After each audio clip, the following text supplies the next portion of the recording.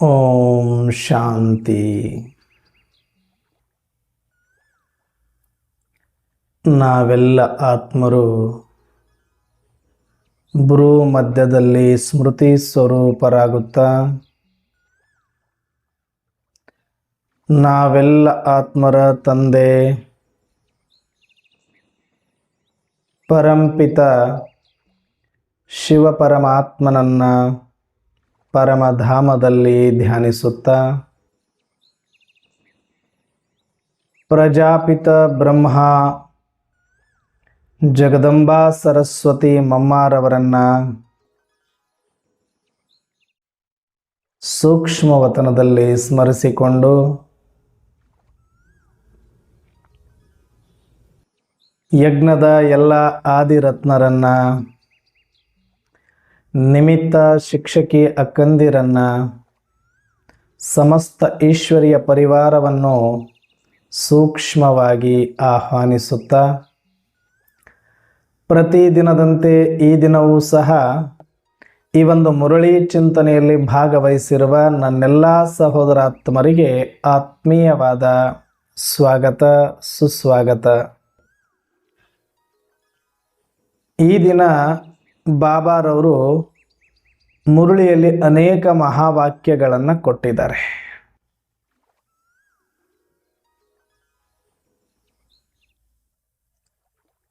ಇವತ್ತು ಮುರಳಿಯಲ್ಲಿ ಬಾಬಾ ಪ್ರಶ್ನೆಯಲ್ಲಿ ಕೇಳ್ತಾರೆ, ಮಕ್ಕಳಿಗೆ ನೆನಪಿನ ಚಾರ್ಟನ್ನು ಇಡೋದು ಕಷ್ಟ ಯಾಕೆ? ಇದು ಎಲ್ಲರಿಗೂ ಕೂಡ ಇಷ್ಟ ಆಗುವಂಥ ಸಬ್ಜೆಕ್ಟ್ ಇವತ್ತು. ಯಾಕಂದರೆ ಬಾಬಾರವ್ರು ಹೇಳ್ತಾರೆ, ಬಚ್ಚೆ ಯಾದ್ ಮೇ ರಹೋ ಯಾದ್ ಮೇ ರಹೋ ಯಾದ್ ಮೇ ರಹೋ ಖಬರ್ದಾರ್. ಅಂದರೆ ಒಂದು ಎಚ್ಚರಿಕೆ ಕೊಟ್ಟಂಗೆ ಇದು. ಯಾದ್ ಅಂದರೆ ನೆನಪು, ನೆನಪು ಅಂದರೆ ಸ್ಮೃತಿ, ಸ್ಮೃತಿಯಲ್ಲಿರೋದು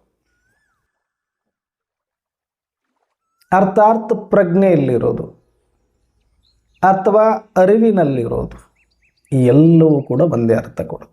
ಸ್ಮೃತಿ ಅನ್ನೋದು ತುಂಬ ದೊಡ್ಡ ಪದ ಮತ್ತು ಯಥಾರ್ಥ ಶಬ್ದ ಅದು. ಆದರೆ ಆ ಶಬ್ದ ಬಳಕೆಯಲ್ಲಿ ಇಲ್ಲದೆ ಇರೋದರಿಂದ, ಅದರ ಬಗ್ಗೆ ನಮಗೆ ಹೆಚ್ಚಿಗೆ ಅರಿವು ಇಲ್ಲದೆ ಇರೋದರಿಂದ ನಾವು ಬೇರೆ ಬೇರೆ ಶಬ್ದಗಳನ್ನು ಬಳಸ್ತೇವೆ. ಪ್ರಜ್ಞೆಯಲ್ಲಿರುವ ಅಂತಾರೆ, ಅರಿವಿನಲ್ಲಿರುವ ಅಂತಾರೆ, ಎಚ್ಚರ ಆಗಿರುವ ಅಂತಾರೆ, ಜಾಗೃತನಾಗಿರುವ ಅಂತಾರೆ, ಜೋಪಾನ ಅಂತಾರೆ. ಇದು ಎಲ್ಲವೂ ಕೂಡ ಒಂದೇ. ಆದರೆ ಅದನ್ನೇ ಸರಳ ಪದದಲ್ಲಿ ಬಾಬಾರವರು ನಮಗೆಲ್ಲರಿಗೂ ಅರ್ಥ ಮಾಡಿಸುವಂತೆ ನೆನಪಿನಲ್ಲಿರಿ. ಸರಳ, ಎಲ್ಲರಿಗೂ ಅರ್ಥ ಆಗಲಿ. ಮುಗ್ಧ ಮಾತೆಯರಿಂದ ಹಿಡಿದು ಹಿರಿಯ ನಾಗರಿಕರಿಂದ ಹಿಡಿದು ಪ್ರತಿಯೊಂದು ಆತ್ಮರಿಗೂ ಅರ್ಥ ಆಗಲಿ ಸರಳವಾಗಿ ಅನ್ನೋದಕ್ಕೆ ನೆನಪಿನಲ್ಲಿರು. ಇವತ್ತು ಎಷ್ಟೊತ್ತು ನೆನಪು ಮಾಡಿದ್ರಿ ಅಂತ ಕೇಳಿದ್ರೆ ಆ ಚಾರ್ಟ್ ಇಡೋದಕ್ಕೆ ಮಕ್ಕಳಿಗೆ ಕಷ್ಟ ಆಗ್ತಾ ಇದೆ.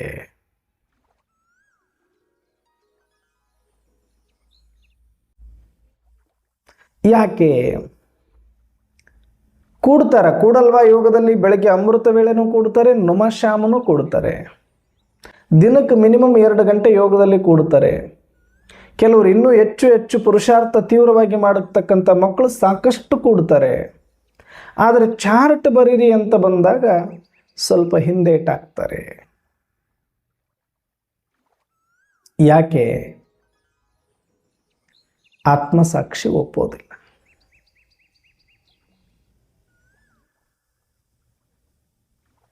ಮನಸಾಕ್ಷಿ ಅಂತೂ ಯಾರಿಗೆಲ್ಲ ಬಿಡಿ, ಯಾಕಂದ್ರೆ ಮನಸ್ಸಿಗೆ ಸುಳ್ಳು ಹೇಳಿ ಅಭ್ಯಾಸ ಆಗೋಗಿದೆ. ಮನಸ್ಸೊಳಗಡೆ ನಡೆಯೋದು ಯಾರು ನೋಡೋದಿಲ್ಲ ಅಂದ್ಕೊಂಡೆ ಇಲ್ಲಿ ತನಕ ನಾಟಕ ಮಾಡಿಕೊಂಡು ಬಂದು ಬಿಟ್ಟಿದ್ದೇವೆ. ಹೊರಗಡೆ ಮಾತ್ರ ಚೆನ್ನಾಗಿದ್ದು ಒಳಗಡೆ ಮಾತ್ರ ಎಲ್ಲ ಗದ್ದಲದಲ್ಲಿದ್ದರೂ ಕೂಡ ನಟನೆ ಮಾಡ್ತಾ ಬಂದುಬಿಟ್ಟಿದ್ದೀವಿ. ಆದರೆ ಈಗ ಆತ್ಮ ಎದ್ದಿರೋದ್ರಿಂದ ಆತ್ಮ ಸಾಕ್ಷಿಗೆ ಅದು ಒಪ್ಪೋದಿಲ್ಲ, ಅದು ರಾಜಿ ಆಗೋದಿಲ್ಲ. ಮತ್ತು 2-3 ಗಂಟೆ ಯೋಗದಲ್ಲಿ ಕೂತಿಲ್ವಾ, ಅಭ್ಯಾಸ ಮಾಡ್ತಿಲ್ವಾ ಅಂದ್ರೆ ಮಾಡ್ತಿದ್ದಾರೆ. ಆದರೆ ಒಳಗಡೆ ಎಷ್ಟೊತ್ತು ಯಾದ್, ಪ್ರಜ್ಞೆ, ಜಾಗೃತಿ, ಅರಿವು, ಸ್ಮೃತಿ, ಅದರೊಳಗಡೆ ನಾನು ಎಷ್ಟೊತ್ತಿದ್ದೆ ಅನ್ನೋದು ಲೆಕ್ಕ. ಯೋಗದಲ್ಲಿ ನಾನು ಎಷ್ಟೊತ್ತು ಕೂತಿದ್ದೆ ಅನ್ನೋದಲ್ಲ, ನನ್ನ ಒಳಗಡೆ ಎಷ್ಟೊತ್ತು ಯೋಗಿ ಆಗಿದ್ದೆ ಅನ್ನೋದು ಮುಖ್ಯ ಅಷ್ಟೆ. ಯೋಗಿ ಅಂದರೆ ಯಾರು? ಸ್ಮೃತಿ ಸ್ವರೂಪ್ ಯಾರಿದ್ದಾರೋ ಅವರು ಯೋಗಿ. ಯಾರು ವಿಸ್ಮೃತಿಯಲ್ಲಿದ್ದಾರೆ ಅವರು ವಿಯೋಗಿ. ಅವರು ವೇಷ ಯಾವುದಾದ್ರೂ ಹಾಕಿರ್ಬೋದು, ಸ್ಥಾನ ಎಲ್ಲಾದ್ರೂ ಇದ್ದಿರ್ಬೋದು, ಅವರು ಎಲ್ಲಿ ಬೇಕಾದರೂ ಕೂತಿರ್ಬೋದು, ಸಂಘಟನೆಯಲ್ಲಿ ಇದ್ದರೂ ಕೂಡ, ಯೋಗದ ಪೋಸಿನಲ್ಲಿ ಇದ್ದು ಯೋಗ ಮಾಡ್ತಾ ಇದ್ರೂ ಕೂಡ, ಆದರೆ ವಿಯೋಗಿನ ಯೋಗಿನ ಅಂತ ಗೊತ್ತಾಗೋದು ಒಳಗಡೆ ಇರುವ ಆತ್ಮಸಾಕ್ಷಿಗೆ ಮಾತ್ರ. ಹೊರಗಡೆ ನೋಡೋರ ಕಣ್ಣಿಗೆ ನಾವು ಯೋಗದಲ್ಲಿ ಕೂತಿದ್ದೀವಿ, ಆದರೆ ಫಿಸಿಕಲ್ ಆಗಿ ಅಲ್ಲಿದ್ದರೂ ಕೂಡ, ನಾನು ಅಲ್ಲಿದ್ದರೂ ಕೂಡ ನನ್ನ ಒಳಗಡೆ ಯೋಗ ಇಲ್ಲದೆ ಇರೋದ್ರಿಂದ ಆತ್ಮಸಾಕ್ಷಿ ಒಪ್ಪೋದಿಲ್ಲ. ಅದನ್ನೇ ಇವತ್ತು ಬಾಬಾರವರು ಹೇಳ್ತಾರೆ, ಬುದ್ಧಿ ಹೊರಗಡೆಯೇ ಹರಿಸ್ತಾ ಇರ್ತಾರೆ. ಕೂತಿರೋದು ಮಾತ್ರ ಅಭ್ಯಾಸಕ್ಕೆ, ಯೋಗ ಅಭ್ಯಾಸಕ್ಕೆ, ಸ್ಮೃತಿಯನ್ನು ಮಾಡಲಿಕ್ಕೆ ಕೂತಿದ್ದಾರೆ, ನೆನಪು ಮಾಡಲಿಕ್ಕೆ ಕೂತಿದ್ದಾರೆ. ಆದರೆ ಯಥಾರ್ಥವಾದ ಯೋಗದ ವಿಧಿಯನ್ನು ಅರಿಯದೇ ಇರುವ ಕಾರಣ ಮನಸ್ಸು ಬುದ್ಧಿ ಅಲ್ಲಿ ಇಲ್ಲಿ ಅಲ್ಲಿ ಇಲ್ಲಿ ಅಲೆದಾಡಿ ಅಲೆದಾಡಿ ಅಲೆದಾಡಿ ಅಲೆದಾಡಿ ಹೊರಗಡೆ ಓಡಾಡಲಿಕ್ಕೆ ನೋಡ್ತಾ ಇರುತ್ತೆ. ಯಾಕಂದರೆ ಯಾರಿಗೆ ಯಥಾರ್ಥ ಯೋಗದ ವಿಧಿ ಗೊತ್ತಿಲ್ವೋ ಅವರಿಗೆ ಮನಸ್ಸು ಬುದ್ಧಿಯನ್ನು ಎಲ್ಲಿ ಲಯ ಮಾಡಬೇಕು ಅನ್ನುವಂಥ ವಿಧಾನ ಗೊತ್ತಾಗೋದಿಲ್ಲ. ಮನಸ್ಸು ಬುದ್ಧಿ ಎಲ್ಲಿ ಲಯ ಆಗ್ತವೆ, ಎಲ್ಲಿ ಸ್ಥಿರ ಆಗ್ತವೆ ಅನ್ನುವಂಥ ಯಥಾರ್ಥತೆ ಗೊತ್ತಿಲ್ಲ ಅಂದರೆ ಅದು ಯೋಗ ಮಾಡಲಿಕ್ಕೆ ಸಾಧ್ಯ ಆಗೋದಿಲ್ಲ.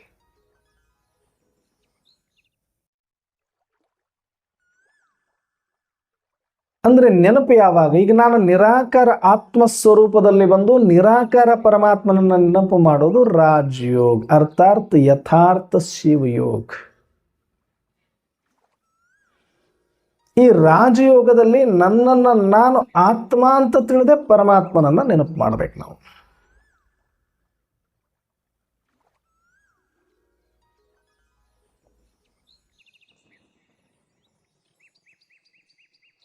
ನಾನು ಆತ್ಮ ಅಂತ ತಿಳಿಯದೆ ದೇಹ ಅಂತ ತಿಳಿದು ನಾನು ನೆನಪು ಮಾಡಿದರೆ ಅದು ಭಕ್ತಿ ಮಾರ್ಗ ಆಗುತ್ತೆ. ಅದು ಒಂದು ಸ್ಮರಣೆ ಆಗುತ್ತಷ್ಟೇ. ಅದು ಯಥಾರ್ಥ ಯೋಗ ಆಗೋದಿಲ್ಲ, ಯಥಾರ್ಥ ನೆನಪಾಗೋದಿಲ್ಲ. ಅದು ಭಕ್ತಿ ಮಾರ್ಗದ ಒಂದು ಕ್ರಿಯೆ ಅಥವಾ ಒಂದು ಸಂಪ್ರದಾಯವಾಗುತ್ತೆ. ಆದರೆ ಯಥಾರ್ಥ ಯೋಗಿಗಳಾಗಬೇಕು, ಸತ್ಯ ಜ್ಞಾನಿಗಳಾಗಬೇಕು ಅಂತಂದರೆ ಯೋಗ ಅಂದರೆ ಏನು ಅನ್ನುವ ಯಥಾರ್ಥ ನಿಯಮವನ್ನು ಅರ್ಥ ಮಾಡಿಕೊಂಡಿರಬೇಕು. ಅಂದರೆ ಎಲ್ಲಿ ನಾನು ಯೋಗದಲ್ಲಿ ಇದ್ದಾಗ ನನ್ನ ಸ್ಥೂಲ ಕರ್ಮೇಂದ್ರಿಯಗಳಾಗಲಿ ಸೂಕ್ಷ್ಮ ಇಂದ್ರಿಯಗಳಾಗಲಿ ಅವು ಯಾವುದರ ಆಧಾರವಿಲ್ಲದೆ ನನ್ನನ್ನು ನಾನು ನೆನಪಿನಲ್ಲಿಟ್ಟುಕೊಂಡು ಪರಮಾತ್ಮ ತಂದೆಯ ನೆನಪಿನಲ್ಲಿ ಮುಳುಗೋದು ಯೋಗ. ನನ್ನ ಸ್ಮರಣೆಗಾಗಿ ನನಗೆ ಯಾವ ಇಂದ್ರಿಯಗಳ, ಶಬ್ದದ, ಶ್ಲೋಕದ, ಇಮ್ಯಾಜಿನ್ ಮಾಡಿಕೊಳ್ಳುವ ಮನಸ್ಸಿನ, ಸಂಕಲ್ಪದ ಯಾವುದೇ ಆಧಾರ ನನಗೆ ಅವಶ್ಯಕತೆ ಇಲ್ಲ. ಯಾಕೆ? ನಾನು ಆತ್ಮ ಆಲ್ರೆಡಿ ಇದ್ದವನೇ. ನಾನು ಹೇಗಿದ್ದೀನಿ ಹಾಗೆ ನನ್ನನ್ನು ನಾನು ನೋಡ್ಕೊಳ್ಳೋದಕ್ಕೆ, ನನ್ನನ್ನು ನಾನು ಅನುಭವಿಸಲಿಕ್ಕೆ, ನನ್ನ ತಂದೆಯನ್ನು ನಾನು ಸ್ಮೃತಿ ಮಾಡಲಿಕ್ಕೆ ನನಗೆ ಸಂಕಲ್ಪ ಮಾಡುವ ಅವಶ್ಯಕತೆ ಇಲ್ಲ. ಶಬ್ದದ ಕಾಮೆಂಟ್ರಿಗಳ ಅವಶ್ಯಕತೆ ಇಲ್ಲ. ಇಮ್ಯಾಜಿನರಿ ಪಿಕ್ಚರ್ಗಳ ಅವಶ್ಯಕತೆ ಇಲ್ಲ. ಯೋಗ ಅಂದ್ರೆ ನಾವೇನು ತಿಳ್ಕೊಂಡಿವಿ? ಒಂದಷ್ಟು ಸಂಕಲ್ಪಗಳು, ಇಲ್ಲ ಒಂದಷ್ಟು ಸ್ವಮಾನಗಳು,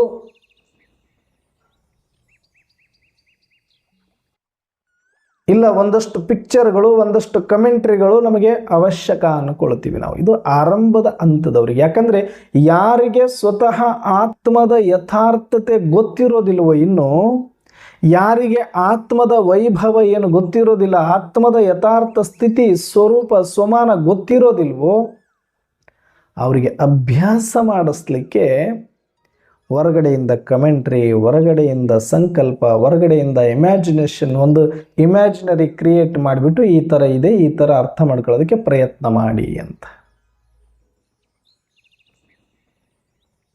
ಮಕ್ಕಳಿಗೆ ನಾವು ಜೂಗೆ ಕರ್ಕೊಂಡೋಗಿ ಆನೆ, ಹುಲಿ, ಸಿಂಹ, ಚಿರತೆಯನ್ನು ತೋರಿಸ್ಲಿಕ್ಕಾಗಲ್ಲ ಅಂತ ಹೇಳಿ ಅವುಗಳ ಪಿಕ್ಚರನ್ನು ಸುಮ್ಮನೆ ಲೈಟಾಗಿ ನಾವು ಪುಸ್ತಕದಲ್ಲಿ ಬರೆದು ಇದು ಆನೆ, ಇದನ್ನು ತಿದ್ದು ಅಂತ ಹೇಳ್ಕೊಡುತ್ತೇವೆ. ಇದು ಮಾವಿನ ಹಣ್ಣು, ಇದರ ಮೇಲೆ ಬರೆ ಅಂತ ಹೇಳ್ತೀವಿ, ಅದಕ್ಕೆ ಕಲರ್ ತುಂಬು ಅಂತ ಹೇಳ್ತೀವಿ. ಇದೇನು ಅಂದರೆ ಅದು ಮ್ಯಾಂಗೋ ಅನ್ನತ್ತೆ, ಇದೇನು ಅಂದರೆ ಎಲಿಫೆಂಟ್ ಅಂತ ಹೇಳುತ್ತೆ. ಅದು ಆನೆನೂ ಅಲ್ಲ, ಅದು ಮ್ಯಾಂಗೋನೂ ಅಲ್ಲ, ಅವುಗಳ ಚಿತ್ರ ಅಷ್ಟೆ. ಆದರೆ ಒಂದು ದಿನ ಅದನ್ನು ನೋಡಿದಾಗ ಯಥಾರ್ಥವನ್ನು ಐಡೆಂಟಿಫೈ ಮಾಡಲಿಕ್ಕೆ ಅದು ಎಲ್ಪ್ ಆಗುತ್ತೆ ಅಷ್ಟೆ. ರಿಯಲ್ ಎಲಿಫೆಂಟನ್ನು, ರಿಯಲ್ ಮ್ಯಾಂಗೋವನ್ನು ನೋಡಿದಾಗ ಐಡೆಂಟಿ ಮಾಡಲಿಕ್ಕೆ ಒಂದು ಐಡಿಯಾ ಬೇಕಲ್ಲ, ಐಡಿಯಾಲಜಿಕಲ್ ಆಗಿ ಅದನ್ನು ಕಲಿಸಿಕೊಡುತ್ತೇವೆ ಹೊರತಾಗಿ ಅದೇ ಆನೆ ಅಲ್ಲ, ಅದೇ ಮ್ಯಾಂಗೋ ಅಲ್ಲ. ಅದು ತಿನ್ನಲಿಕ್ಕೂ ಬರೋದಿಲ್ಲ, ಅದು ಮುಟ್ಲಿಕ್ಕೂ ಬರೋದಿಲ್ಲ. ಹೇಗೋ ಹಾಗೆ ಯೋಗದ ದಿನಗಳ ಆರಂಭದಲ್ಲಿ, ನಾವು ಈ ಮಾರ್ಗದಲ್ಲಿ ಬಂದ ಆರಂಭದಲ್ಲಿ ನಮಗೆ ಕೊಡುವ ಕಮೆಂಟ್ರಿ ಆಗಲಿ, ನಮಗೆ ಕೊಡುವ ಸ್ವಮಾನಗಳಾಗಲಿ, ನನಗೆ ಮಾಡಿಸುವ ಒಂದು ಇಮ್ಯಾಜಿನರಿ ಆಗಲಿ, ಇದೆಲ್ಲವೂ ಕೂಡ ನಾನು ರಿಯಲ್ ಸೋಲ್ ಏನಾಗಿದ್ದೇನೆ ಎನ್ನುವಂತಹ ಯಥಾರ್ಥ ಅರ್ಥ ಮಾಡಿಸೋದಕ್ಕೆ ಇರಬಹುದಾದಂಥ ಒಂದು ಐಡೆಂಟಿಫಿಕೇಶನ್ ಅಷ್ಟೆ, ಒಂದು ಅಂಕಲಿಪಿ ಅಷ್ಟೇ. ಅದು ಅದರ ರಿಯಾಲಿಟಿಯನ್ನು ಅರ್ಥ ಮಾಡಿಸಲಿಕ್ಕೆ ಇರಬಹುದಾದಂಥ ಮೀಡಿಯಾನೇ ಹೊರತಾಗಿ ಅದೇ ಯೋಗ ಅಲ್ಲ. ಒಂದು ದಿನ ಅದನ್ನು ನೋಡಿ ನೋಡಿ ನೋಡಿ ನೋಡಿ ಓ ಈ ಥರ ಇದೀನಿ ಅಂತ ನನಗೆ ನನ್ನ ಆತ್ಮದ ಸ್ವಮಾನಗಳೇನಿದೆ, ಓ ನಾನು ಬ್ಯೂಟಿಫುಲ್ ಸೋಲ್. ನೋಡಿದೀವಾ? ನೋಡಿಲ್ಲ. ಒಳಗಡೆ ಅನುಭವ ಆಗಿದೆಯಾ? ಆಗಿಲ್ಲ. ಬಟ್ ಆತ್ಮದ ಬಗ್ಗೆ ವರ್ಣನೆ, ಸ್ವಮಾನಗಳು, ನಾನು ಪ್ಯೂರ್ಫುಲ್ ಸೋಲ್, ನಾನು ಪವರ್ಫುಲ್ ಸೋಲ್, ನಾನು ಎಸೆನ್ಸ್ಫುಲ್ ಸೋಲ್, ನಾನು ಪೀಸ್ಫುಲ್ ಸೋಲ್.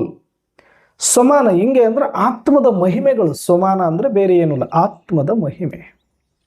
ಈಗ ಯಾರಾದರೂ ಒಬ್ಬರು ಒಂದು ಫಂಕ್ಷನ್ಗೆ ಒಬ್ಬ ದೊಡ್ಡ VIP ಬರ್ತಾ ಇದ್ದಾರೆ ಅಂತಂದಾಗ ಅವ್ರು ಬರೋದಕ್ಕಿಂತ ಮುಂಚೆಯಿಂದಲೇ ಪಾಂಪ್ಲೆಟ್ನಲ್ಲೇ ಅವರ ಒಂದು ವಿಶೇಷತೆಗಳನ್ನು, ಸ್ಪೆಷಾಲಿಟಿಗಳನ್ನು, ಅವರ ಒಂದು ಕಲೆಗಳನ್ನು ನಾವು ಹಾಕಿರ್ತೀವಿ. ಅದರಲ್ಲಿ ಅವರು ಇಂಥವ್ರು, ಇಂಥ ಪದವಿಯಲ್ಲಿದ್ದವರು, ಇಂಥ ಶ್ರೇಷ್ಠರು, ಇಂಥ ಮಾನ್ಯರು ಅಂತೇಳಿ ಅವ್ರ ಬಗ್ಗೆ ತುಂಬ ಗುಣಗಾನ ಮಾಡ್ತೀವಿ. ಯಾಕೆ ಅಂದರೆ ಅವರು ಬರುವಾಗ ಅವರು ಒಬ್ಬ ಮನುಷ್ಯಂತರನೇ, ಆದರೆ ಅವ್ರನ್ನ ನೋಡುವ ದೃಷ್ಟಿಕೋನ ಬದಲಾದರೆ ಮಾತ್ರನೇ ಅವರು VIP ಅಂತ ಕನ್ಸಿಡರ್ ಆಗೋದು.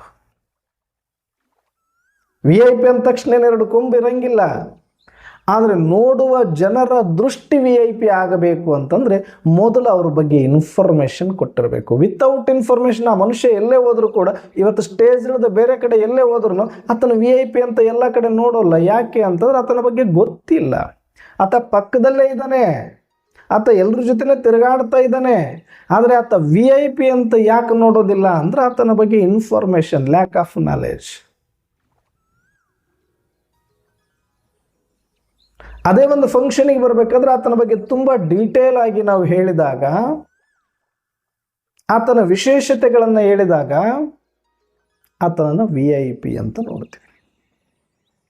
ಅಂದರೆ ಆ ವ್ಯಕ್ತಿ ಬದಲಾಗಿಲ್ಲ, ಆ ವ್ಯಕ್ತಿಯಲ್ಲಿರುವ ವಿಶೇಷತೆಗಳನ್ನು ಕೇಳಿಸಿಕೊಂಡು ನನ್ನ ನೋಡುವ ದೃಷ್ಟಿ ಬದಲಾದದಕ್ಕೆ ಆತನನ್ನು ನೋಡುವ ರೀತಿ ಬದಲಾಗುತ್ತೆ, ಆತನ ಜೊತೆ ಮಾತನಾಡುವ ರೀತಿ ಬದಲಾಗುತ್ತೆ, ಆತನ ಮುಂದೆ ನನ್ನ ಟೋನ್ ಬದಲಾಗುತ್ತೆ, ನನ್ನ ವಿನಯ ಬದಲಾಗುತ್ತೆ, ನನ್ನ ಸಂಪೂರ್ಣ ಕ್ಯಾರೆಕ್ಟ್ರಲ್ಲಿ ಏನಾಗುತ್ತೆ, ಸರೆಂಡರ್ ಆಗುತ್ತೆ, ಆಲ್ಮೋಸ್ಟ್ ಆತನಿಗೆ ಬಾಗುತ್ತೆ. ಈ ಕೆಲಸ ಆ ಇನ್ಫಾರ್ಮೇಷನಿಂದ ಆಗುತ್ತೆ. ಹಾಗೆಯೇ ನಾನು ಆತ್ಮನೇ ಇದ್ದರೂ ಕೂಡ ನನ್ನ ಆತ್ಮನ ವ್ಯಾಲ್ಯೂ ನನ್ನ ಮನಸ್ಸಿಗೆ, ನನ್ನ ಬುದ್ಧಿಗೆ, ನನ್ನ ಇಂದ್ರಿಯಗಳಿಗೆ ಅರ್ಥ ಆಗಿಲ್ಲದೆ ಇರುವ ಕಾರಣ ಆತ್ಮ ಒಳಗಿದ್ರೂ ಕೂಡ ಕೇರ್ಲೆಸ್. ಯಾಕೆ? ಆತ್ಮದ ಬಗ್ಗೆ lack of knowledge. Lack of knowledge ಇದ್ದಾಗ ಲ್ಯಾಕ್ ಆಫ್ ಇಂಟ್ರೆಸ್ಟ್, ಅದಕ್ಕೆ ಇಂಟ್ರೆಸ್ಟೇ ಇರೋದಿಲ್ಲ. ಇಲ್ಲೇ ಆತ್ಮ ಇದೆ ಬುರುಕುಟಿ ಮಧ್ಯದಲ್ಲಿ, ಎಲ್ಲರ ಮಧ್ಯದಲ್ಲಿದೆ. ಅದನ್ನು ಮಹಾತ್ಮರು ಗುರುತಿಸಿದ್ರು, ಧರ್ಮಾತ್ಮರು ಗುರುತಿಸಿದ್ರು, ಸಂತರು ಗುರುತಿಸಿದ್ರು, ಶರಣರು ಗುರುತಿಸಿದ್ರು. ನೀನು ಸಾಮಾನ್ಯನಲ್ಲೋ, ನಿನ್ನ ಸಚ್ಚಿದಾನಂದ ಸ್ವರೂಪ, ಚಿನ್ಮಯ ಸ್ವರೂಪ, ಚಿದಾನಂದ ಸ್ವರೂಪ ಅಂತ ಹೇಳಿದರು. ವಿವೇಕಾನಂದರು ಹೇಳಿದರು, all power is within you. You can do anything and everything ಅಂತ ಹೇಳಿದ್ರು. ಭಗವದ್ಗೀತೆ ಹೇಳ್ತು ನಯನಂ ಚಿಂದಂತಿ ಶಸ್ತ್ರಾಣಿ ನಯನಂ ದಹತಿ ಪಾವಕಃ ಅಂತ.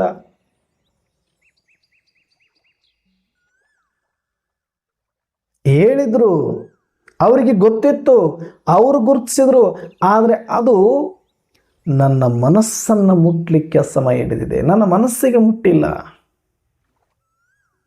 ಗ್ರಂಥಗಳನ್ನ ಬರೆದ್ರು, ಮನೆ ಮನೆಗೂ ಓಡಾಡಿದ್ರು, ಎಲ್ಲರಿಗೂ ತಿಳಿಸಿದ್ರು.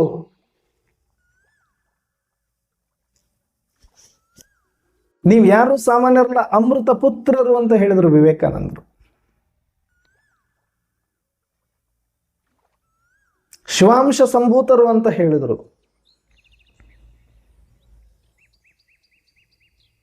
ಶರಣರು ಹೇಳ್ತಾರೆ ಮರಣವೇ ಮಹಾನವಮಿ ಶಿವಶರಣರಿಗೆ ಅಂತ ಹೇಳಿದರು.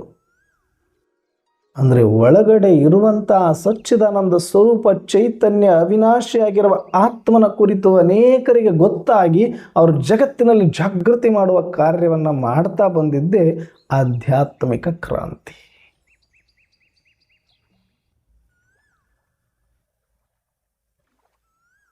ಇದೇ ಕೆಲಸವನ್ನು ಸ್ವಯಂ ಪರಮಾತ್ಮ ಇವತ್ತು ಭೂಮಿಗೆ ಬಂದು ತಾನೂ ಕೂಡ ಈಗ ಡೈರೆಕ್ಟ್ ಆಗಿ ಹೇಳ್ತಾ ಇದ್ದಾರೆ, ನೀನೊಂದು ಆತ್ಮ ಇದೆಯ ಮಗು, ನೀನು ಅವಿನಾಶಿ ಇದೆಯ ಮಗು, ಶಿವ ಸಂತಾನ ಇದೆಯ ಮಗು, ಪರಮಧಾಮ ನಿವಾಸಿ ಮಗು, ನೀನು ಓನ್ಲಿ ಫಾರ್ ಪಾತ್ರಧಾರಿ ಮಗು, ನೀನು ಸಂಪನ್ನ ಸಂಪೂರ್ಣ ಸಚ್ಚಿದಾನಂದ ಸ್ವರೂಪ. ಎಷ್ಟು ಸಮಾನಗಳು ಕೊಡ್ತಾರೆ, ಪರಮಾತ್ಮನಿಗಿರುವ ಎಲ್ಲ ಮಹಿಮೆಗಳಿಗೂ ಮಾಸ್ಟರ್ ಹಚ್ತಾರೆ, ಅಷ್ಟು ಪವರ್ಫುಲ್, ಪ್ಯೂರ್ಫುಲ್, ಪೀಸ್ಫುಲ್ ಆಗಿದೆಯಾ ನೀನು ಅಂತ ಹೇಳಿದರು. ಅವತ್ತಿಂದ ಹೇಳ್ತಾ ಬಂದಿದ್ದಾರೆ, ಗ್ರಂಥಗಳು ಹೇಳ್ತಾ ಬಂದಿದೆ, ಮಹಾವಾಕ್ಯಗಳನ್ನು ಕೇಳ್ತಾ ಬಂದಿದ್ದೀವಿ. ಈ ಕಿವಿಲಿ ಕೇಳಿ ಈ ಕಿವಿಲಿ ಬಿಟ್ಟಿದ್ದೀವಿ. ಒಳಗಡೆ ಯಾರು ಕನ್ವಿನ್ಸ್ ಆಗಬೇಕು ಅವ್ರು ಕನ್ವಿನ್ಸ್ ಆಗಿಲ್ಲ. ಕಿವಿ ತನಕ ಬಂದಿದೆ, ಬಿದ್ದಿದೆ. ಅಮೃತಶ್ಯ ಪುತ್ರ ಅಂತ ಹೇಳಿರೋದು ಬಿದ್ದಿದೆ. ಸಚ್ಚಿದಾನಂದ ಸ್ವರೂಪ ಅಂತ ಹೇಳಿರೋದು ಬಿದ್ದಿದೆ. ಜಂಗಮ ಸ್ವರೂಪ ಅಂತ ಹೇಳಿರೋದು ಬಿದ್ದಿದೆ. ಆದರೆ ಒಳಗಡೆ ಹೋಗಿ ಎಲ್ಲಿ ಕೆಲಸ ಮಾಡಬೇಕಾದ ಕೆಲಸ ಆಗಿಲ್ಲ. ಯಾರು ಕನ್ವಿನ್ಸ್ ಆಗಬೇಕು ಅವರೇ ಆಗಲಿಲ್ಲ. ಶಬ್ದ ತನಕ ಬಂತು, ಆದರೆ ಅದು ಒಳಗಡೆ ಹಿಡಿದು ನನ್ನ ಮನಸ್ಸಿಗೆ ಕನ್ವಿನ್ಸ್ ಆಗಿಲ್ಲ, ನನ್ನ ಬುದ್ಧಿಗೆ ಕನ್ವಿನ್ಸ್ ಆಗಲಿಲ್ಲ. ಓ, ನನಗಿಂತ ದೊಡ್ಡ ಪುಣ್ಯಾತ್ಮ ಇಲ್ಲೊಬ್ಬರು ಇದ್ದಾರೆ, ನನಗಿಂತ ದೊಡ್ಡ VIP ಇಲ್ಲೊಬ್ಬರು ಇದ್ದಾರೆ, ಸರ್ವಶಕ್ತಿವಂತ ಇಲ್ಲಿದ್ದಾನೆ, ಆತನ ಆಧಾರದಲ್ಲಿ ನಾನು ಬದುಕ್ತಾ ಇದ್ದೇನೆ, ಆತನಿಗೆ ನಾನು ಗೌರವ ಕೊಡಬೇಕು, ಆತನಿಗೆ ನಾನು ಸರೆಂಡರ್ ಆಗಬೇಕು ಅಂತ ಮನಸ್ಸಿಗೆ ಅನಿಸ್ಲೇ ಇಲ್ಲ ಅಂದರೆ, ಬುದ್ಧಿಗೆ ಅನಿಸೇ ಇಲ್ಲ ಅಂದರೆ ಆತ್ಮದ ಬಗ್ಗೆ ಗೌರವನೇ ಬರೋದಿಲ್ಲ ಅದಕ್ಕೆ. ಆವಾಗ ಮನಸ್ಸೋ ಇಚ್ಛೆ ಓಡಾಡತ್ತೆ. ಈಗ ಯಾವುದೋ ಒಬ್ಬ ವ್ಯಕ್ತಿ ಬಂದ ಸ್ಟೇಜ್ ಮೇಲೆ ಸುಮ್ಮನೆ ಕೂತ, ನೀವು ಅವ್ರ ಕೈಗೆ ಮೈಕ್ ಕೊಟ್ರಿ, ಅವರು ಮಾತಾಡ್ತಾರೆ ಅಂದರೆ ಎಲ್ಲರ ಮಾತು ಕೇಳ್ದಂಗೆ ಅವ್ರದ್ದು ಒಂದಷ್ಟು ಸಾಮಾನ್ಯವಾಗಿ ತಗೊಳ್ತಾರಷ್ಟೇ ಅವರು.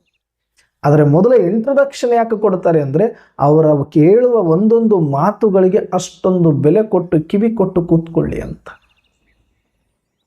ಅಷ್ಟು ವ್ಯಾಲ್ಯೂಬಲ್ ಪರ್ಸನ್ ಅಂತ ಮೊದಲು ಅವ್ರ ಬಗ್ಗೆ ಇವ್ರಿಗೆ ಒಪಿನಿಯನ್ ಕ್ರಿಯೇಟ್ ಆಗಲಿ ಅಂತ, ಅವರ ಮನಸ್ಸುಗಳು ಇವ್ರನ್ನ ಮೊದಲು ಇಷ್ಟಪಡಲಿ ಅಂತ ಒಂದು ಇಂಟ್ರೊಡಕ್ಷನ್ ಕೊಡ್ತಾರೆ.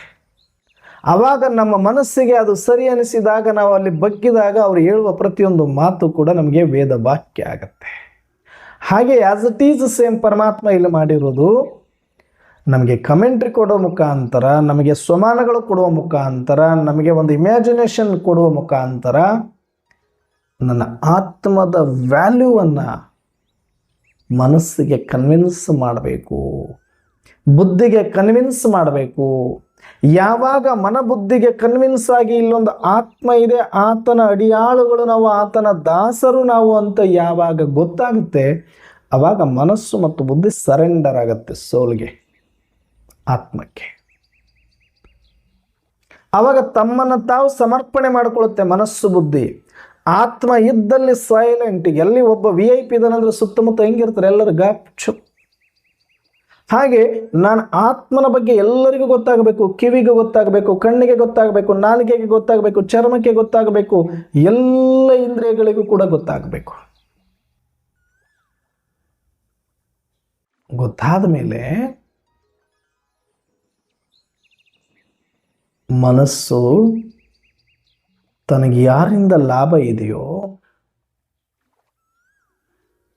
ತಾನು ಖುಷಿಯಾಗಿರ್ಲಿಕ್ಕೆ ಇವರು ಕಾರಣ ಆಗ್ತಾರೆ ಅಂತಂದರೆ, ತನ್ನ ಏಳಿಗೆಗೆ ಇವರು ಕಾರಣ ಆಗ್ತಾರಂದರೆ, ತನ್ನ ಉನ್ನತಿಗೆ ಇವರು ಕಾರಣ ಆಗ್ತಾರಂದರೆ, ತನ್ನ ಆರೋಗ್ಯಕ್ಕೆ ಇವರು ಕಾರಣ ಆಗ್ತಾರಂದರೆ ಯಾಕೆ ಮನಸ್ಸು ನಿಲ್ಲೋದಿಲ್ಲ ಹೇಳಿ? ಯಾಕೆ ಬುದ್ಧಿ ನಿಲ್ಲೋದಿಲ್ಲ ಹೇಳಿ? ಹೊರಗೆ ಹರಿಯೋದ್ರಿಂದ ನನಗೆ ಲಾಭ ಇಲ್ಲ, ಎಲ್ಲ ನಷ್ಟ ಮಾಡಿದ್ದೀವ್ರು ಅಂತ ಯಾವಾಗ ಗೊತ್ತಾಗತ್ತೆ? ಯಾವಾಗ ಇವರೇ ನನ್ನ ತುಳಿದ ಹಿತ ಶತ್ರುಗಳಂತ ಗೊತ್ತಾಗತ್ತೆ? ಯಾವಾಗ ನನ್ನ ವೈರಿಗಳು ಇವರೇ ಅಂತ ಗೊತ್ತಾಗತ್ತೆ? ಆವಾಗ ವೈರಿಗಳ ಹತ್ರ ಸಹವಾಸವನ್ನು ಕಡಿಮೆ ಮಾಡಿಕೊಂಡು ಯಾರಿಂದ ನನ್ನ ಉನ್ನತಿ ಆಗುತ್ತೆ, ಯಾರಿಂದ ನನಗೆ ಸಪೋರ್ಟ್ ಸಿಗುತ್ತೆ ಅಂತ ಗೊತ್ತಾಗುತ್ತೆ. ಅವರ ಸಂಘದಲ್ಲೇ ಇರುವಂಥ ಪ್ರಯತ್ನವನ್ನು ಮನಸ್ಸು ಬುದ್ಧಿಗಳು ಕೂಡ ಮಾಡುತ್ತೆ. ಈ ಕೆಲಸ ಮೊದಲು ನಮಗೆ ಅರ್ಥ ಆಗಿರಬೇಕು. ಯೋಗ ಅಂದರೆ ಸುಮ್ಮನೆ ಕೂತ್ಕೊಂಡು ನೀನು ಆತ್ಮ ಅನ್ಕೋ ಪರಮಾತ್ಮ ನೆನಪು ಮಾಡೋದ್ರೆ 1 ಸೆಕೆಂಡ್ ಅಲ್ಲಿರಲ್ಲ, ಮನಸ್ಸು ಟಕ್ ಅಂತ ಬರುತ್ತೆ. ಯಾಕಂದ್ರೆ ಅದು ಕನ್ವಿನ್ಸೇ ಆಗಿಲ್ಲ. ಶರೀರನ ಕೂಡಿಸ್ಬೋದು ಕಷ್ಟಪಟ್ಟು, ನೀನು ಮನಸ್ಸು ಯಾವುದಲ್ಲಿ ಕೂತ್ಕೊಂಡು ಸರೆಂಡರ್ ಆಗಬೇಕು, ಯಾವ ಬುದ್ಧಿ ಅಲ್ಲಿ ಕೂತ್ಕೊಂಡು ಗೊಳು ಅಂತ ಹತ್ಕೊಂಡು ಅದಕ್ಕೆ ಹೇಳ್ಕೋಬೇಕು, ಆ ಮನಸ್ಸು ಬುದ್ಧಿಗಳೇ ಸೂಕ್ಷ್ಮವಾಗಿ ಸರೆಂಡರ್ ಆಗಿಲ್ಲ, ಅವುಗಳೇ ಅರ್ಥ ಆಗಿಲ್ಲ ಅಂದರೆ ನೀನು ಎಷ್ಟೊತ್ತು ಕೂತ್ಕೊಂಡ್ರು ನೀನು ಇಲ್ಲಿ ಇರು, ನಾನು ಅಲ್ಲಿ ಹೋಗ್ತೀನಿ ಅಂತ ಓಡ್ತಾ ಇರ್ತವೆ. ಇಷ್ಟ ಇಲ್ಲದ ಮಕ್ಕಳಿಗೆ ನೀವೆಲ್ಲಾದರೂ ಕರ್ಕೊಂಡೋಗಿ ಎಲ್ಲೋ ಕಷ್ಟಕ್ಕೆ ಹಿಡ್ಕೊಂಡು ಕೂಡಿಸಿದ್ರು ಕೂಡ ಪುಟಕ್ಕೆ ನಾವು ಓಡೋಗ್ತವೆ, ಸ್ವಲ್ಪ ಜಾರಿದರೆ ಸಾಕು, ಬಿಟ್ಟರೆ ಸಾಕು. ಹಾಗೆ ಮನಸ್ಸನ್ನು ನೀವು 1 ಗಂಟೆ ಅಮೃತ ವೇಳೆ ಅಂದ ತಕ್ಷಣ ಅದು ಸ್ಕೆಚ್ ಹಾಕಿರ್ತೈತಿ, ಇವ 1 ಗಂಟೆ ಬಿಡಲ್ಲ, ಈಗ ಕೂಡಿಸ್ತಾನೆ, ಇನ್ನು ನಾನು ಎಲ್ಲೆಲ್ಲಿ ಏನೇನು ನೋಡ್ಕೊಂಡು ಬರಬೇಕು ಅಂತ ಮನಸ್ಸು ಬುದ್ಧಿಗಳು ಹೊರಗಡೆ ಓಡಲಿಕ್ಕೆ ಮೊದಲೇ ಪ್ಲ್ಯಾನ್ ಹಾಕೊಂಡಿರ್ತೇವೆ. ನೀವು ಅರ್ಧ ಗಂಟೆ ಮಾಡಬೇಕಾದ್ರೆ ಅದು 1 ಗಂಟೆ ಪ್ಲ್ಯಾನ್ ಹಾಕ್ಕೊಂಡಿರುತ್ತೆ. ಆವಾಗ ನೋಡಲಿಕ್ಕೆ ಯೋಗದಲ್ಲಿ ಇರ್ತೀವಿ. ಯೋಗ ಆಯ್ತಾ ಅಂದರೆ 1 ಗಂಟೆ ಆದಮೇಲೆ ಫೀಲ್ ಹೆಂಗಿರ್ಬೇಕು ನಮ್ಮದು ಯೋಗಿಗಳದ್ದು? ಒಳಗಡೆ ಖಾಲಿ ಖಾಲಿ ಸುಮ್ಮನೆ ಒಂಥರ ನಿದ್ದೆ ಮಾಡ್ದಂಗೋ, ಏನೋ ಒಂದು ತಾಸು ಕಷ್ಟಪಟ್ಟು ಕೂತ್ಕೊಂಡ್ಬಿಟ್ಟೆ, ಒಂದು ಬಾಬರ್ ಅವರಿಗೆ ಟಿಕ್ ಹಾಕ್ಲಿಕ್ಕೆ ಒಂದಷ್ಟು ಅನುಕೂಲ ಆಯಿತು ಅಂತ ಸುಮ್ಮನೆ ನಮಗೆ ನಾವು ಬೆನ್ನು ಚಪ್ಪರಿಸ್ಕೊಂಡು ಎದ್ದೇಳ್ತೀವಿ. ಆದರೆ ಒಳಗಡೆ ಆತ್ಮಕ್ಕೆ ಗೊತ್ತು ಇಲ್ಲಿಲ್ಲ ನೀನು ಅಂತ. ಆವಾಗ ನಾವು ಚಾರ್ಟ್ ಬರೆಯೋದ್ರಲ್ಲಿ ಕಷ್ಟಪಡ್ತೀವಿ. ಕೂತಿದ್ದು 1 ಗಂಟೆ ಆದರೂ 5 ನಿಮಿಷವೂ ಮನಸ್ಸಲ್ಲಿಲ್ಲ ಅಂತ ಗೊತ್ತಿರುತ್ತೆ. ಅದಕ್ಕೆ ಬಾಬಾ ಹೇಳ್ತಾರೆ, ಈ ರೀತಿ ಕೂತ್ಕೊಂಡು ವಾಯುಮಂಡಲ ಖರಾಬ್ ಮಾಡೋದಕ್ಕಿಂತ ಸುಮ್ಮನೆ ಯಾವುದಾದ್ರೂ ಕೆಲಸ ಮಾಡಿ. ಅಟ್ಲೀಸ್ಟ್ ಯಾವುದಾದ್ರೂ ಕೆಲಸ ಮಾಡ್ತಾ ಇದ್ದಾಗ ವ್ಯರ್ಥ ಥಾಟ್ಸ್ ಬರೋದಿಲ್ಲ, ವ್ಯರ್ಥ ಇಮ್ಯಾಜಿನೇಷನ್ ಬರೋದಿಲ್ಲ, ವಾಯುಮಂಡಲ ಕೆಡೋದಿಲ್ಲ ಅಲ್ಲಿ. ಯಾಕಂದ್ರೆ ಮನಸ್ಸು ಬ್ಯುಸಿಯಾಗಿರುತ್ತೆ, ಬುದ್ಧಿ ಬ್ಯುಸಿಯಾಗಿರುತ್ತೆ. ಏನು ಮಾಡದೆ ಇದ್ದಾಗ ಮನಸ್ಸು ಓಡಲಿಕ್ಕೆ ಭಾಳ ಸುಲಭ ಇರುತ್ತೆ. ಅದು ಇಂಥ ಯೋಗದಂಥ ಸಮಯದಲ್ಲಿ ನೀವೇನಾದರೂ ಸರಿಯಾಗಿ ಅರ್ಥ ಮಾಡಿಸ್ತೀರ ಕೂತ್ಕೊಂಡೆಂದರೆ ಫಸ್ಟ್ ನೀವೇ ಜಾಸ್ತಿ ವಾಯುಮಂಡಲ ಕೆಡಿಸೋದು.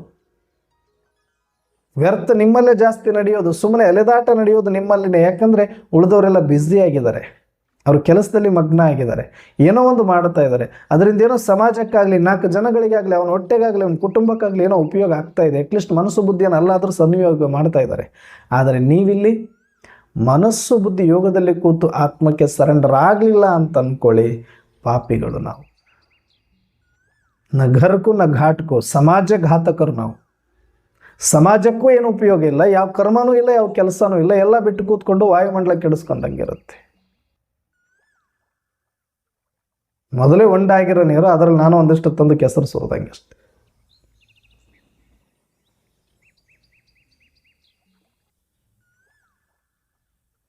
ಇದು ಯೋಗದ ವಿಧಿಯನ್ನು ಅರ್ಥ ಮಾಡಿಕೊಳ್ಳದೆ ಇದ್ದಾಗ, ಮನಸ್ಸು ಬುದ್ಧಿ ಅಲೆದಾಟ ಆಡ್ತಾ ಇದ್ದಾಗ ಯೋಗದ ಚಾರ್ಟನ್ನು ಇಡಲಿಕ್ಕೆ ಆಗೋದಿಲ್ಲ. ಅದಕ್ಕೆ ಈಗ ಫಸ್ಟ್ ಯೋಗಿಗಳ ಕೆಲಸ ಏನು ಅಂದರೆ ಮನ ಜೀತ್ ಜಗಜ್ಜೀತ್ ಅಂತ ಹೇಳಿದರು. ಅನುಭಾವಿಗಳ ಮಾತಿವೆಲ್ಲ. ಯಾವೊಬ್ಬ ಪುರುಷಾರ್ಥಿ ಬರ್ತಾನೆ ಎಲ್ಲರಿಗೂ ಒಂದೇ, ನೋ ಶಾರ್ಟ್ಕಟ್ ರೂಟು. ಆತ ಬುದ್ಧ ಇರಲಿ, ಬಸವ ಇರಲಿ, ಇನ್ಯಾರು ಇರಲಿ, ಮತ್ತೆ ಯಾರಾದರೂ ಇರಲಿ, ಎಲ್ಲರೂ ಕೂಡ ಇದನ್ನೇ ಮಾಡಿದರವರು. ಮನ ಜೀತ್ ಜಗಜ್ಜೀತ್. ಮೊದಲು ಮನಸ್ಸನ್ನು ಗೆಲ್ಲಬೇಕು ನಾವು. ಮನಸ್ಸು ಗೆಲ್ಲದೆ ಯಾವ ಧರ್ಮಾತ್ಮ ಇಲ್ಲ, ಮಹಾತ್ಮ ಇಲ್ಲ, ಶರಣ ಇಲ್ಲ, ಸಂತ ಇಲ್ಲ, ಯೋಗಿ ಇಲ್ಲ. ಅದು ಬ್ರಹ್ಮ ಆದರೂ ಸರಿ, ಮಮ್ಮ ಆದರೂ ಸರಿ, ದಾದಿಯರಾದರೂ ಸರಿ, ಮೊದಲು ಮನಸ್ಸು ಗೆಲ್ಲಬೇಕು. ಮನಸ್ಸು ಗೆದ್ದರೆ ನೀನು ಅರ್ಧ ರಾಜ್ಯ. ಯಾಕಂದರೆ ಅಲ್ಲಿ ಕಣ್ಣು ಗೆದ್ದಿರ್ತಿ. ಯಾಕಂದರೆ ಮನಸ್ಸಿನಿಂದನೇ ಕಣ್ಣು, ಮನಸ್ಸಿನಿಂದನೇ ಕಿವಿ, ಮನಸ್ಸಿನಿಂದ ನಾಲಿಗೆ, ಮನಸ್ಸಿನಿಂದ ಕೈ. ಆ ಮನಸ್ಸೇ ಗೆದ್ದು ಬಿಟ್ಟರೆ, ಮನಸ್ಸನ್ನು ನೀನು ಹೇಳದಂತೆ ಕೇಳುವಂಗೆ ಇಟ್ಟುಕೊಂಡ್ರೆ ಇವಷ್ಟು ಗೆದ್ದಂಗೆ. ಸೂಕ್ಷ್ಮ ಇಂದ್ರಿಯಗಳನ್ನು ಗೆದ್ದರೆ ಸ್ಥೂಲ ಇಂದ್ರಿಯಗಳನ್ನು ಗೆದ್ದಂಗೆ ನೀವು. ಅದಕ್ಕೆ ಮನಜ್ಜೀತ್ ಜಗಜ್ಜೀತ್ ಅಂದ್ಬಿಟ್ರು ಅವರು. ಅದಕ್ಕೆ ಈಗ ನಮ್ಮ ಕೆಲಸ ಮನಸ್ಸಿಗೆ ಕನ್ವಿನ್ಸ್ ಮಾಡಿ. ನೋಡು, ನಿನಗೆ ಗೊತ್ತಿಲ್ಲ ನಾನು ಯಾರು ಅಂತ, ನನ್ನಿಂದ ನಿನಗೆ ಎಷ್ಟು ಉಪಯೋಗ ಇದೆ ಅಂತ ಗೊತ್ತಿಲ್ಲ. ಸತ್ಯುಗದಲ್ಲಿ ನಿನಗೆ ಯಾವುದೊಂದು ಪರಿಶ್ರಮ ಇಲ್ಲದೆ ಸಂಕಲ್ಪ ಸಿದ್ಧಿ ಇಲ್ಲಿ, ನೀನು ಹೇಳೋದೊಂದು ಇಲ್ಲಿ ನಡೆಯೋದೊಂದು. ನಿನ್ನ ಮಾತಿಗೆ ಬೆಲೆನೇ ಇಲ್ಲ ಈ ಪ್ರಪಂಚದಲ್ಲಿ. ನೀನು ಅನ್ಕೊಂಡಂಗೆ ಇಲ್ಲಿ ಜೀವನ ಇಲ್ಲ, ನೀನು ಅನ್ಕೊಂಡಂಗೆ ಊಟ ಇಲ್ಲ, ನೀನು ಅನ್ಕೊಂಡಂಗೆ ತಿಂಡಿ ಇಲ್ಲ, ನೀನು ಅನ್ಕೊಂಡಂಗೆ ನೋಟ ಇಲ್ಲ, ನೀನು ಅನ್ಕೊಂಡಂಗೆ ಬದುಕೇ ಇಲ್ಲ. ಯಾಕಂದರೆ ಈ ಸಮಯನೇ ಅಲ್ಲ. ಆದರೆ ಈ ಸಮಯದಲ್ಲಿ ನೀನು ನಾನು ಹೇಳ್ದಂಗೆ ಕೇಳು, ನನಗೆ ನೀನು ಶರಣಾಗು, ಮತ್ತೆ 2500 ವರ್ಷದವರೆಗೆ ಸಂಕಲ್ಪ ಸಿದ್ಧಿ. ನಿನ್ನದೇ ಕಾರ್ಬಾರು, ನಿನ್ನದೇ ಆರ್ಭಟ, ನಂದು ಏನು ಕೆಲಸ ಇಲ್ಲ, ನಿನಗೆ ಎಲ್ಲ ವಹಿಸ್ಬಿಡ್ತಾನೆ 2500 ವರ್ಷ. ನಿಶ್ಚಿಂತವಾಗಿ ಸಾಮ್ರಾಜ್ಯ ಮಾಡು. ಅದು ಸತೋಪ್ರಧಾನ. ನೀನು ಹೇಳಿದ್ದೆಲ್ಲವೂ ಕೂಡ ನಡೆಯುತ್ತೆ ಅಲ್ಲಿ, ನೀನು ಶ್ರೇಷ್ಠನಾದರೆ ಮಾತ್ರ.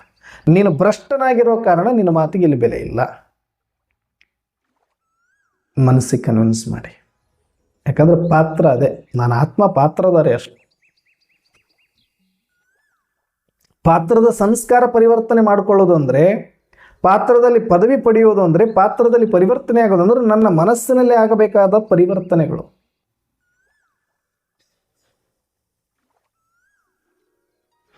ನೀನು ಯಾವುದಕ್ಕಾಗಿ ಇಲ್ಲಿ ಬಡಬಡಿಸ್ತಾ ಇದೆಯಾ, ಯಾವುದಕ್ಕಾಗಿ ಅವಣಿಸ್ತಾ ಇದೆಯಾ, ಅದು ಯಾವುದು ಇಲ್ಲಿ ನಿನಗೆ ಸಿಗ್ತಾ ಇಲ್ಲ ಅಂದ್ರೆ ಏನು, ನಿನಗೆ ಕಿಮ್ಮತ್ತಿಲ್ಲ ಇಲ್ಲಿ ಅಂತ.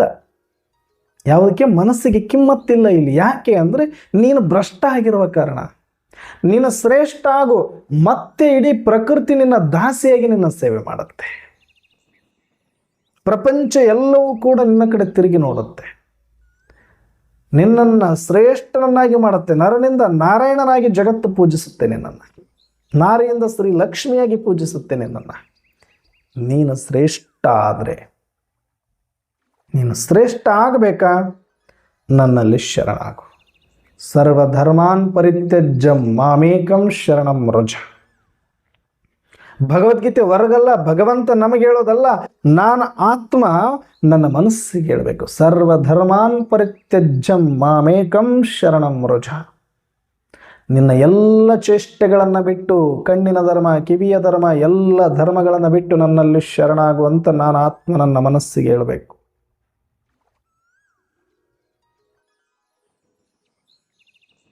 ಸಂಪೂರ್ಣ ನನಗೆ ನೀನು ಅರ್ಪಣೆ ಆಗು.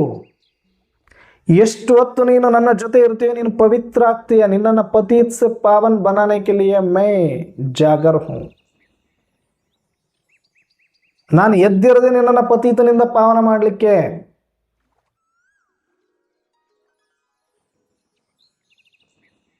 ಪರಮಾತ್ಮ ಪತೀತ ಪಾವನ ಆತ. ನಾವೆಲ್ಲ ಆತ್ಮರನ್ನ ಪಾವನ ಮಾಡೋದು ಅಂದರೆ ನಾವು ವಿಸ್ಮೃತಿಯಲ್ಲಿರೋರನ್ನ ಸ್ಮೃತಿ ಸ್ವರೂಪಕ್ಕೆ ತರಿಸೋದು. ಆದರೆ ನಾವು ಆತ್ಮರ ಕೆಲಸ ನನ್ನ ಪಾತ್ರವನ್ನು ಪತೀತದಿಂದ ಪಾವನ ಮಾಡೋದು. ಇದನ್ನು ಕರೆಕ್ಟಾಗಿ ಅರ್ಥ ಮಾಡ್ಕೊಳ್ಬೇಕು. ಪರಮಾತ್ಮ ತನ್ನ ಕೆಲಸವನ್ನು ಒಂದು ಚೂರು ಕೂಡ ಲೋಪ ಇಲ್ಲದಂಗೆ ಇಲ್ಲಿ ತನಕ ಮಾಡ್ತಾ ಬಂದಿದ್ದಾರೆ. ನಾನು ಆತ್ಮನಿಗೆ ಸ್ಮೃತಿ ಕೊಡಲಿಕ್ಕೆ ಎಷ್ಟು ಬೇಕು, ಗಂಟೆಗಟ್ಟಲೆ ನಮ್ಮನ್ನು ಜಾಗೃತಿ ಮಾಡಲಿಕ್ಕೆ ಸ್ವಮಾನಗಳು ಕೊಟ್ಟರು, ವರದಾನಗಳು ಕೊಟ್ಟರು, ಸ್ವರೂಪ ತಿಳಿಸಿದರು, ಎಲ್ಲ ರೀತಿಯ ಜ್ಞಾನವನ್ನು ಕೊಟ್ಟು ಆತ್ಮವನ್ನು ಜಾಗೃತಿ ಮಾಡಿಸ್ಲಿಕ್ಕೆ ಇವತ್ತಿಗೂ ಮುರಳಿಯನ್ನು ನುಡಿಸ್ತಾ ನುಡಿಸ್ತಾ ನುಡಿಸ್ತಾ ನುಡಿಸ್ತಾ ತನ್ನ ಸಂಪೂರ್ಣ ಜವಾಬ್ದಾರಿಯನ್ನು ನಿಭಾಯಿಸ್ತಾ ಇದ್ದಾರೆ.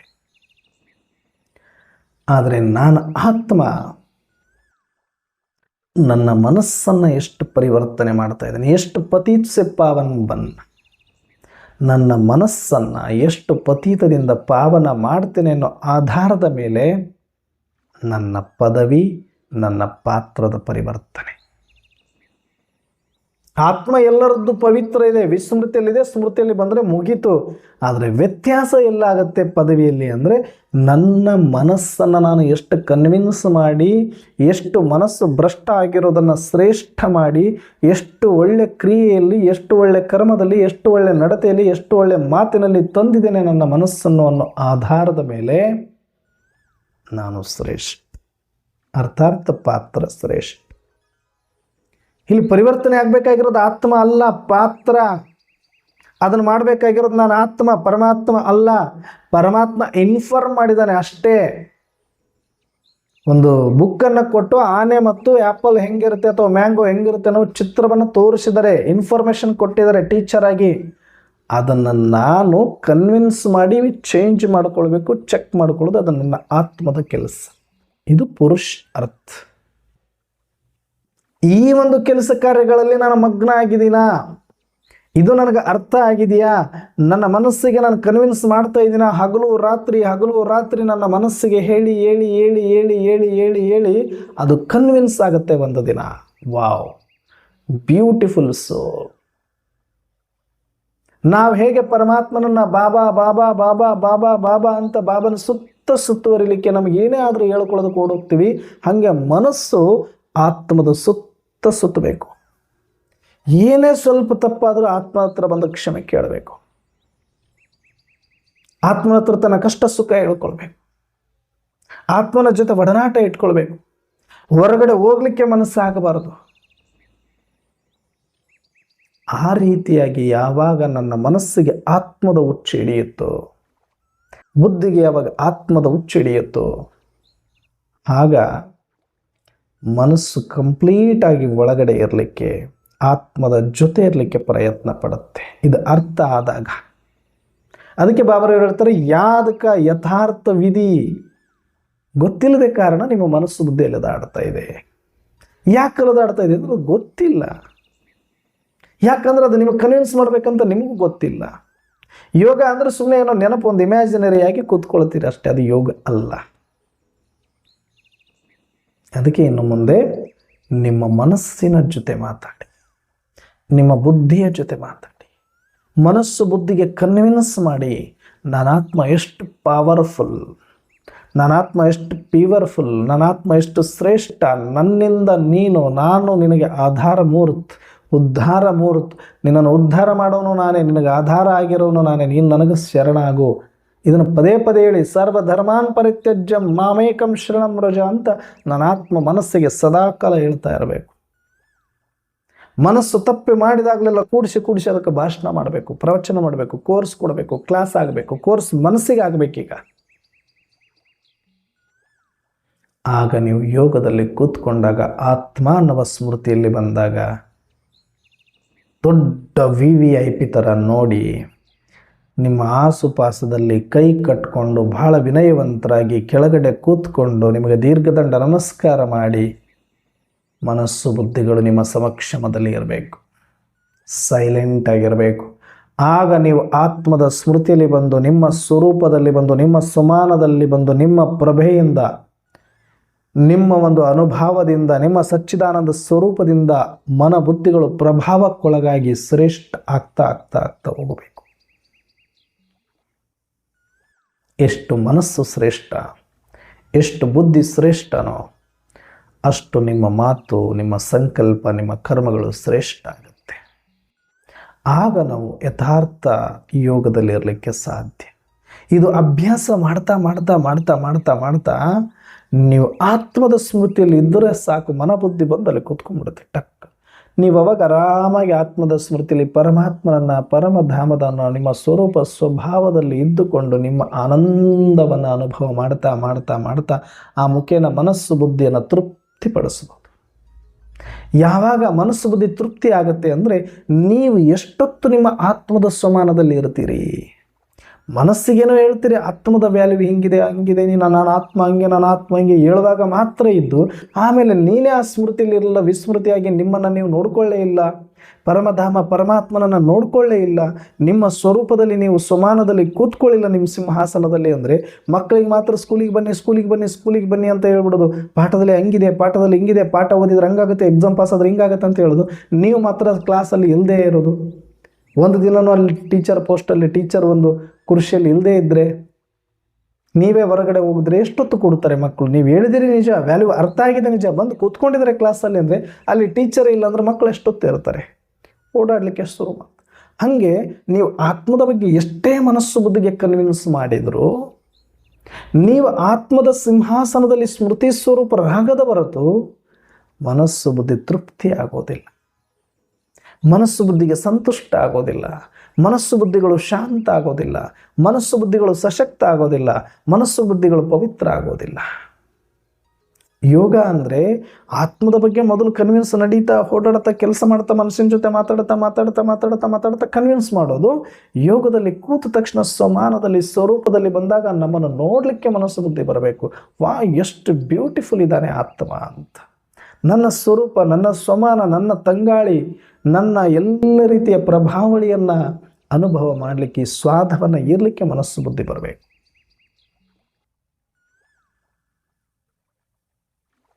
ಆವಾಗಲೇ ಶಾಂತ ಆಗಿಬಿಡುತ್ತೆ. ನಾನು ನನ್ನ ಸ್ವಮಾನದಲ್ಲಿದ್ದು ಪರಮಾತ್ಮನ ನೆನಪಲ್ಲಿ, ಪರಮಧಾಮದ ನೆನಪಲ್ಲಿ ಮುಳುಗಿದರೆ ಅದು ರಿಯಲ್ ಯೋಗ. ಅದು ರಾಜಯೋಗ, ಅದು ಶಿವಯೋಗ, ಅದು ಸತ್ಯಯೋಗ, ಅದು ಜ್ಞಾನಯೋಗ. ಇದು ಆಗಬೇಕಾಗಿರೋ ಕೆಲಸ.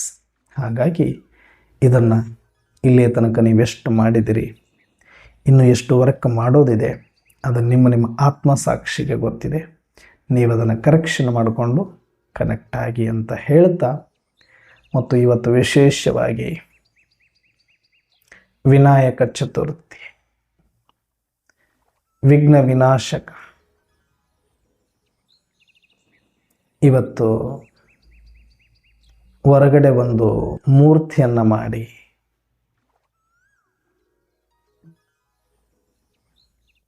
ಅದಕ್ಕೆ ಪೂಜೆ ಮಾಡಿ ಅದಕ್ಕೆ ನೈವೇದ್ಯ ಇಟ್ಟು ಅದನ್ನು ಮೆರವಣಿಗೆ ಮಾಡೋದ್ರಿಂದ ಏನು ಲಾಭ ಇದೆ? ಆ ವಿನಾಯಕ ನಾನೇ, ಆ ವಿಘ್ನ ವಿನಾಶಕ ನಾನೇ. ಅದು ನನ್ನ ಸ್ವರೂಪ. ಅರ್ಥಾತ್ ನಾನು ವಿಘ್ನ ವಿನಾಶಕ. ಪ್ರತಿಯೊಂದು ವಿಘ್ನಗಳಿಗೆ ವಿನಾಶಕನ ಸ್ವರೂಪದಲ್ಲಿ ನಾನಿರಬೇಕು. ನಾನು ಸೋಲ್ ಕಾನ್ಷಿಯಸ್ಸಲ್ಲಿದ್ದಾಗ ನಾನು ವಿಘ್ನ ವಿನಾಯಕನಾಗ್ತೇನೆ. ಅಲ್ಲಿ ತೋರಿಸಿರುವಂಥ ಒಂದು ಚಿತ್ರ, ಗಣೇಶನ ಚಿತ್ರದಲ್ಲಿ ವಿಶಾಲವಾದ ಕಿವಿಗಳು, ಅಂದರೆ ನಾನು ಹೆಚ್ಚು ಜ್ಞಾನವನ್ನು ಕೇಳುವಂಥವನಾಗಬೇಕು. ಉದ್ದದಾದ ಸೊಂಡಿಲು, ದೀರ್ಘ ಉಸಿರಾಟವನ್ನು ಮಾಡಿ ಆರೋಗ್ಯವನ್ನು ಚೆನ್ನಾಗಿಟ್ಕೊಳ್ಬೇಕು. ಸಣ್ಣ ಕಣ್ಣುಗಳು, ಸೂಕ್ಷ್ಮ ದೃಷ್ಟಿಯಿಂದ ನೋಡಬೇಕು, ಆತ್ಮೀಯ ದೃಷ್ಟಿಯಿಂದ ನೋಡಬೇಕು, ಒಳಗಣ್ಣಿನಿಂದ ನೋಡಬೇಕು. ದೊಡ್ಡ ಹೊಟ್ಟೆ, ಏನೆಲ್ಲ ಜೀವನದಲ್ಲಿ ಬರುವಂಥ ಎಲ್ಲ ಕಷ್ಟ ಕೋಟಲೆಗಳನ್ನು ಒಳಗಡೆ ಸ್ವೀಕಾರ ಮಾಡಿಕೊಂಡು, ಆಹ್ವಾನ ಮಾಡಿಕೊಂಡು ಸಮಾವೇಶ ಮಾಡಿಕೊಳ್ಬೇಕು. ಯಾವುದನ್ನು ಕೂಡ ಜಾಸ್ತಿ ತಲೆ ಕೆಡಿಸ್ಕೋಬಾರ್ದು.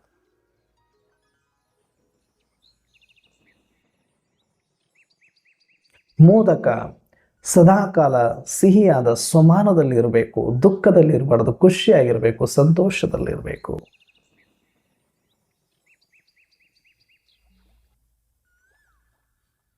ಮೂಷಕ ವಾಹನ, ಮೂಷಕ ಅಂತಂದರೆ ಮಾಯೆ. ಇವತ್ತು ಸಣ್ಣ ಮಾಯೆ ನನ್ನಂಥ ಆತ್ಮನನ್ನ ಅಧಪತನಕ್ಕೆ ತಂದು ನನ್ನನ್ನು ಒತ್ತು ಮೆರಿತಾ ಇದೆ. ಅದು ಅಂದರೆ ಇಲ್ಲಿ ಕಚ್ಚಬೇಕಾದ್ರೆ ಅದು ಮೊದಲು ಊದುತ್ತೆ, ತಣ್ಣಗೆ ತಂಗಾಳಿ ಆಗತ್ತೆ, ಅದು ಗೊತ್ತೇ ಆಗೋದಿಲ್ಲ. ಅಲ್ಲಿ ತಣ್ಣಗೆ ತಂಗಾಳಿ ಥರ ಅನಿಸುತ್ತೆ, ಒಂದು ಅನಸ್ತೇಷಿಯ ಥರ ಆಗುತ್ತೆ. ಅದು ಕಚ್ಚಿಬಿಟ್ಟು ಹೋದರೂ ಕೂಡ ನಮ್ಗೆ ಗೊತ್ತಿರೋದಿಲ್ಲ, ರಕ್ತ ಸುರಿದ್ರೂ ಗೊತ್ತಾಗೋದಿಲ್ಲ, ಅಷ್ಟು ನೀಟಾಗಿ ಕಚ್ಚಿ ಹೋಗುತ್ತೆ ಇಲ್ಲಿ. ಹಾಗೆ ಮಾಯೆ ಅನ್ನುವಂಥದ್ದು ಕೂಡ ನಮಗೆ ಒಂದು ರೀತಿ ಆನಂದದ ರೂಪದಲ್ಲಿ ಬಂದು, ಖುಷಿಯ ರೂಪದಲ್ಲಿ ಬಂದು, ಲಾಭದ ರೂಪದಲ್ಲಿ ಬಂದು ನಮಗೆ ಬಹಳಷ್ಟು ನಷ್ಟವನ್ನು ಮಾಡಿ ಹೋಗುವಂಥದ್ದಿದೆ. ಅದನ್ನು ಯಾವತ್ತೂ ಕೂಡ ಮಾಯೆಯನ್ನು ನಾವು ನಮ್ಮ ಅಧೀನದಲ್ಲಿ ಇಟ್ಟುಕೊಳ್ಬೇಕು ಅಂತ ಸೂಚಕ. ಹೀಗೆ ಆ ವಿಘ್ನ ವಿನಾಶಕನ ಸ್ವರೂಪ ನಾನೇ ಆಗಿದ್ದುಕೊಂಡು ನನ್ನ ಜೀವನದಲ್ಲಿ ಬರುವಂಥ ಎಲ್ಲ ವಿಘ್ನಗಳಿಗೂ ನಾನೇ ವಿನಾಯಕನಾಗಿ ಆತ್ಮ ಸ್ವರೂಪದಲ್ಲಿದ್ದು ಎಲ್ಲ ಒಂದು ಕಷ್ಟಗಳಿಗೆ ಪರಿಹಾರ ರೂಪ ನಾನಾಗಬೇಕು. ಇನ್ನೊಬ್ಬರಿಗೆ ಕಷ್ಟ ಕೊಡುವಂಥವನಾಗಬಾರದು. ಸದಾ ಅಭಯ ಹಸ್ತ, ಎಲ್ಲರಿಗೂ ಕೂಡ ಬದುಕಲಿಕ್ಕೆ ಅವಕಾಶ ಮಾಡಿಕೊಟ್ಟು ಸಹಯೋಗ ಕೊಡುವಂಥವನಾಗಿರಬೇಕು. ಹಾಗೆ ನಾವು ಕೂಡ ಈ ದಿನ ಸ್ವರಾಜ್ಯ ಅಧಿಕಾರಿಗಳಾಗೋಣ. ಇವತ್ತು ನಾವು ಪೀಠ ಅಲಂಕಾರ ಮಾಡೋಣ. ನನ್ನ ಆತ್ಮ ಸ್ವರೂಪದಲ್ಲಿ ಬಂದು ವಿಘ್ನ ವಿನಾಶಕನಾಗಿ ನನ್ನ ಜೀವನದಲ್ಲಿ ಯಾವುದೇ ವಿಘ್ನಗಳಿಂದ ಮೂಲಕ್ಕೆ ಬರಲಿಕ್ಕೆ ಸಾಧ್ಯ ಇಲ್ಲ. ಯಾಕಂದರೆ ಆತ್ಮ ಜಾಗೃತಿಯನ್ನು ಮಾಡಿಕೊಂಡ ನನ್ನ ಎದುರಲ್ಲಿ ಯಾವ ವಿಘ್ನಗಳು ಕೂಡ ನಿಲ್ಲುವುದಿಲ್ಲ. ಆ ಶ್ರೇಷ್ಠ ಸ್ಮೃತಿಯಲ್ಲಿ ಬಂದು ಸತ್ಯ ವಿಘ್ನ ವಿನಾಶಕರಾಗಿ ನಿಜವಾದ ಯಥಾರ್ಥವಾದ ವಿಘ್ನ ವಿನಾಯಕರು ನಾವೇ ಆಗುವ ಮುಖಾಂತರ ಈ ಚತುರ್ಥಿಯನ್ನು ಯಥಾರ್ಥವಾಗಿ ನಮ್ಮಲ್ಲಿ ಅಳವಡಿಸಿಕೊಳ್ಳುವ ಒಂದು ಜ್ಞಾನದ ವಿನಾಯಕ ಚತುರ್ಥಿಯನ್ನು ಆಚರಿಸೋಣ ಅಂತ ಹೇಳ್ತಾ ಇವತ್ತಿನ ಚಿಂತನೆಯನ್ನು ಮುಕ್ತಾಯ ಮಾಡ್ತಾ ಇದ್ದೇನೆ. ಎಲ್ಲರಿಗೂ ಓಂ ಶಾಂತಿ.